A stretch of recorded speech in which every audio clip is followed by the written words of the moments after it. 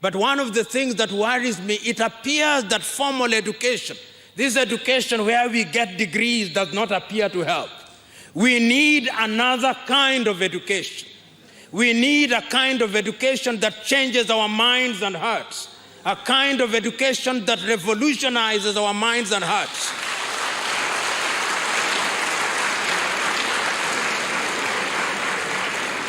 It is only that other kind of education that is going to change us.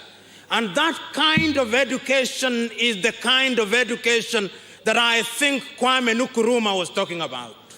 If you listen to Kwame Nkruma quite clearly, if you listen to him quite clearly, you Ghanaians and fellow Africans, and I have carefully read Kwame Nkruma and his numerous speeches, it is amazing that as early as 1960s, he had the wisdom to see that science and technology was at the very heart of human development. And he founded the Kwame Nkrumah University of Science and Technology. Today, I'm told that half of the graduates there graduate in humanities. You lost the script, so that the university is in danger of becoming a university of science and technology simply because it is its name. You know, I remember at one of my discussions when we were at the university, a friend of mine who had failed to get his doctorate for a long time was in a quarrel with a professor, and professor told him, "You will never be a doctor unless you go and get another Christian name called doctor." So there is a danger that we have that. But I was talking about education. If you look at the idea of Kwame Nkrumah at that time, when he was talking about the University of Ghana at Legon, what kind of education was he talking about? When he was talking about the creation of the University of Cape Coast, what kind of education was he talking about? When he was talking about nuclear energy in 1960s, Kwame Nkrumah was talking about nuclear energy. In 1960s, Kwame Nkrumah was talking about the Akosombo Dam and the Tema Port and Takoradi. He was seeing all these things.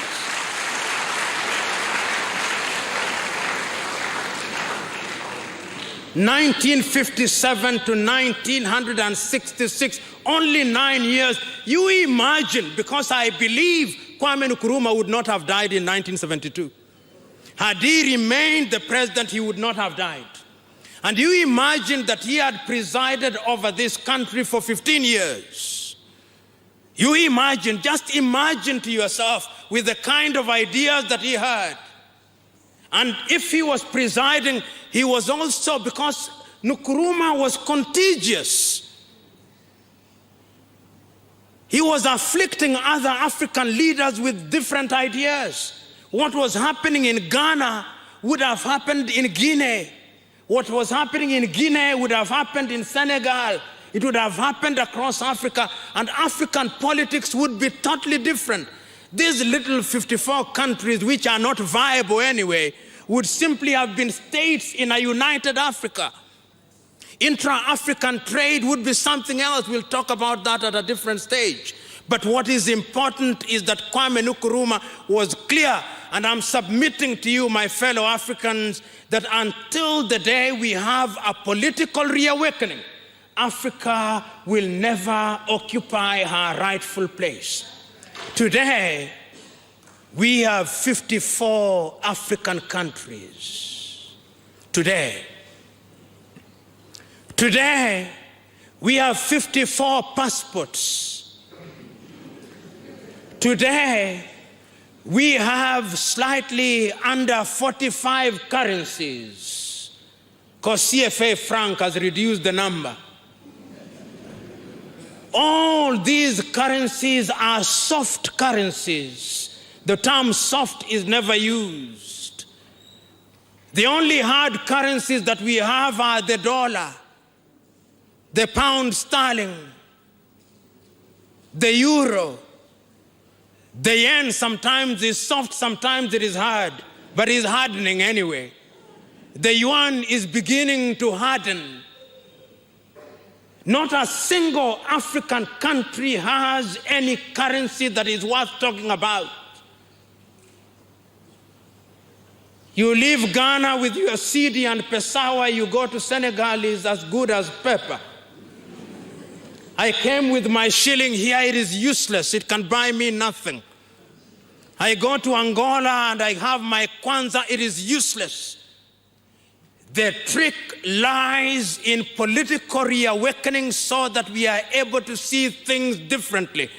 This is why China, you may quarrel about her politics, but China knows what she wants in her politics. That is why China is capable of assembling Africans, heads of states in Beijing, and they all rush there. The 54 of them, all of them will go there. China does that. If today the President of the United States of America wanted to assemble African leaders, he only had to do this, and they will all rush to Washington. Last month, the Chinese Prime Minister assembled 35 African heads of states in Nairobi, Kenya, and they all went there. Because we are political lightweights. We have no presence in the Security Council of the United Nations. We have no presence. When there is a meeting of the G8, occasionally they invite 1 or 2 African leaders just as a way of humoring them. And they are kept mostly in some waiting room. When the real issues are being discussed, they'll never be there. Then they are invited when there is a photo opportunity, and if you look very keenly, they'll stand at the back. The real leaders stand in front.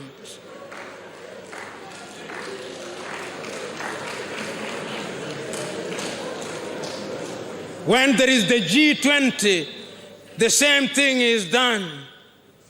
In other words, until the day that we are able to demonstrate that we have become politically of age, nobody is going to respect us. And that is why this afternoon, this evening, I've started my series of lectures where I think I ought to have started by talking about what Kwame said, "Seek ye first the political kingdom, and the rest shall be given unto you." Kwame was so clear in saying so. Kwame was so clear in saying that we should neither look east nor west, we should look forward. And he was clear that until the day that we are united, we are not going to achieve anything. And speaking in 1964 in Cairo, he said, Africa is such a geographically unified continent. If only she could find political unity and political clarity, this continent will be a great continent. Her people will be a people that are respected. Our people will be a people that will realize their potential. Our politics will be the politics that will help Africa and help Africans and make Africa to be a continent and a people that are respected in the world. Kwame Nkruma was right. Kwame Nkruma is right. Kwame Nkruma will always be right.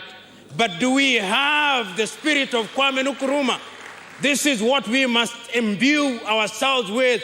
We must honor Kwame Nkruma by doing the things that he talked about, because he must have been born 50 years ahead of his time. But now, 50 years later, we should be able to see what Kwame stood for. Let us wake up that we may realize our potential. One can say that the entire African continent now enjoys flag independence of one kind over another. And I'm deliberate in saying it is flag independence, because when one examines independence in all its splendor, the debate must still remain as to whether African countries are truly independent.